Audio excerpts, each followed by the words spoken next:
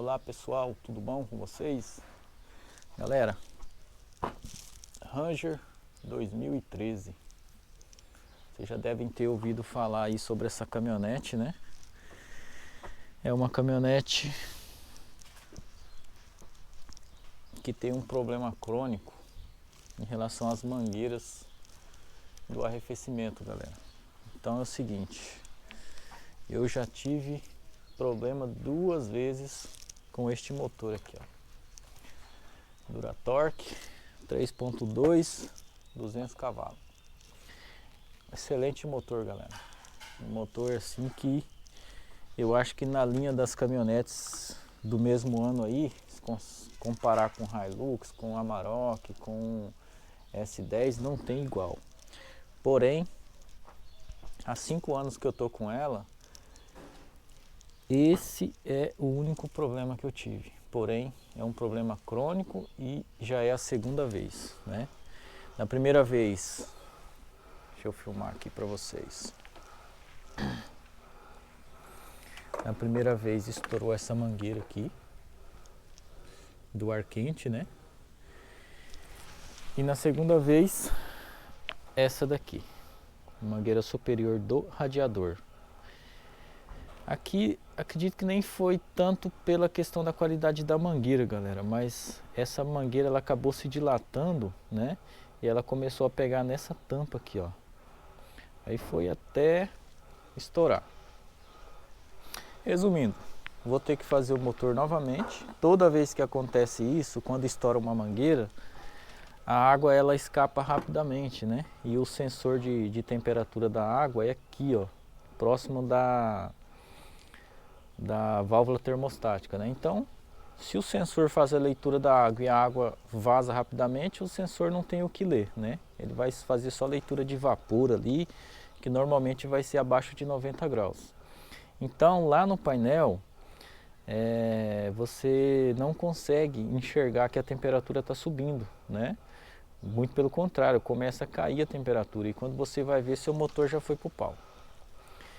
E o que acontece aqui, normalmente, é queimar a junta do cabeçote, né? E riscar as camisas, né? Aí você tem que fazer o motor inteiro.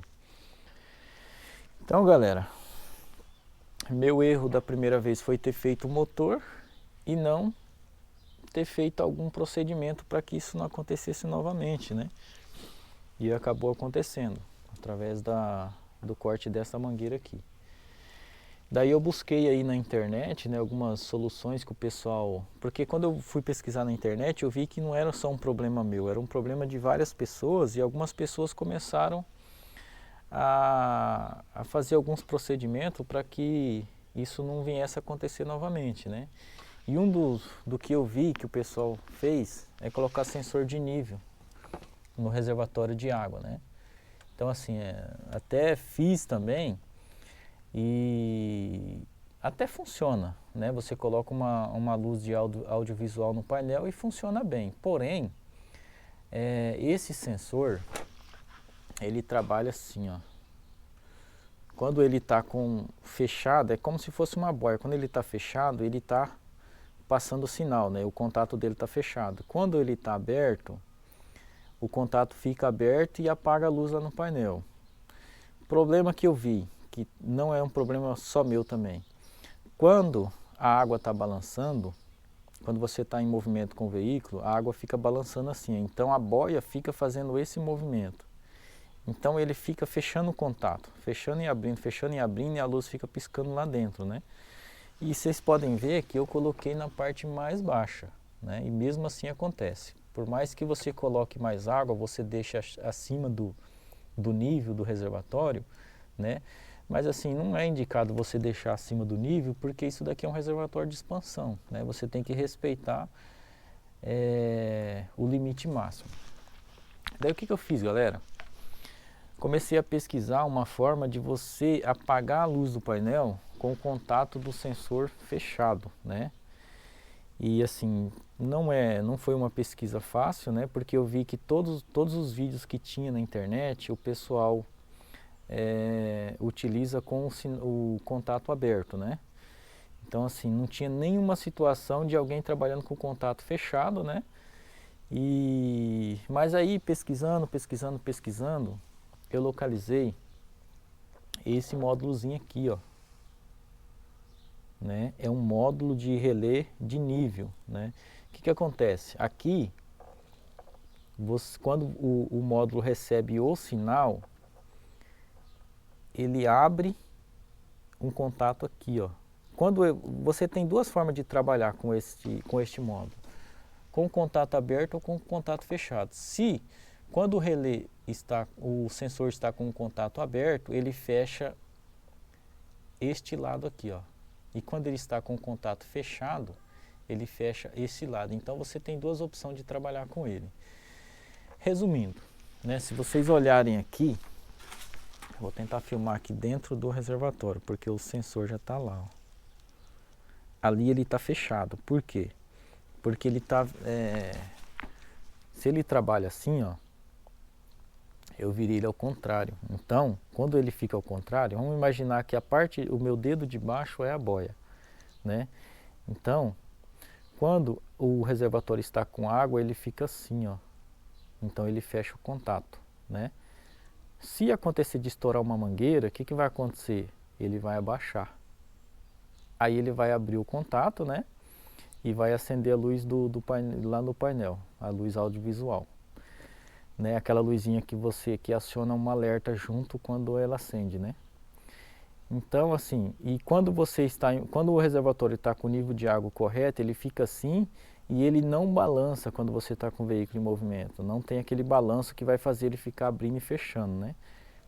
A pressão da água não deixa a boia abaixar dessa forma aqui, ó, certo? Então aqui, galera, vocês podem ver que tá tudo na gambiarra aqui, mas é que eu estava só fazendo o teste, certo? Aqui, ó, para instalar lá dentro, eu vou instalar bonitinho, ó, com cabo de 5 vias, né? Com isolante termorretrátil, né, para ficar bem isoladinho. Fita isolante para esses fios muito finos assim, ó, não é legal. Então o ideal é você trabalhar com esses isolantes termorretrátil, né, que você aquece ali com isqueiro, com um assoprador térmico, né, e acaba ficando legal. Tá acabando a bateria da minha câmera aqui, mas vou ver se dá tempo de mostrar uma outra solução que eu encontrei, que eu achei melhor ainda que o nível, né. Galera, o sensor de bloco, vamos ver se dá pra ver aqui, ó. Vou tentar aqui. Ele tá bem aqui, ó. Deixa eu arrancar essa tampa aqui. Aqui, ó. Eu coloquei um sensor de temperatura do bloco bem nesse parafuso de 8 milímetros que segura o suporte da vareta. Não sei se vai dar pra ver no vídeo aí.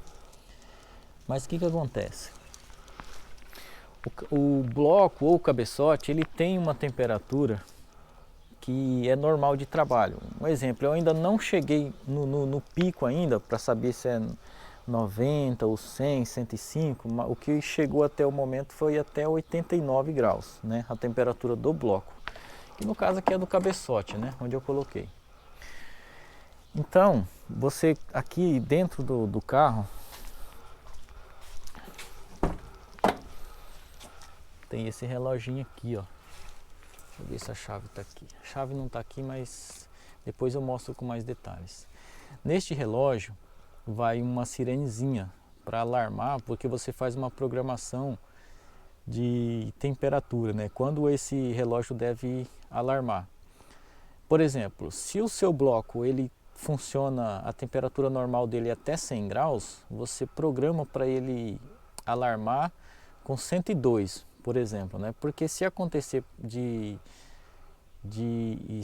vazar água do reservatório, ele vai, logicamente que ele vai aquecer o bloco, né? E o cabeçote. Então, logicamente também que ele vai passar dos 100 graus, a temperatura.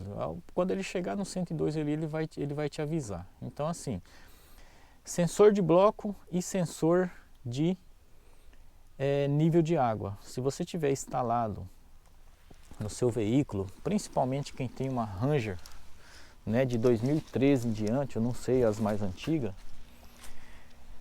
você vai eliminar esse problema, né? Você vai ficar mais seguro quanto à questão da qualidade de mangueira. Isso daqui eu vou fazer o motor dela, né? Vou colocar mangueira nova, enfim, vou deixar o motor zero. E já até antes de fazer o motor, porque a caminhonete ela tá rodando ainda, né? O sintoma que ela apresentou depois desse aquecimento é sintoma de camisa riscada, né? Você percebe com a batidinha que dá como se fosse batendo biela, batendo válvula, mas não é isso que está acontecendo. É problema de camisa riscada, né? Eu sei porque já aconteceu isso da outra vez e o sintoma é bem parecido. A junta provavelmente deve ter queimado também, né? Porque assim, você percebe que esse reservatório de expansão está trabalhando com uma temperatura um pouquinho maior que... temperatura não, desculpa. Uma pressão um pouquinho maior que um bar, né? Então assim, o certo é no máximo um bar de pressão ali no reservatório e você percebe que ela está com um pouquinho mais de pressão. Então isso daí é sintoma de junta queimada, né? Mas até então eu estou tomando esse cuidado aí, né? Para viagens curtas assim, ela ainda anda de boa.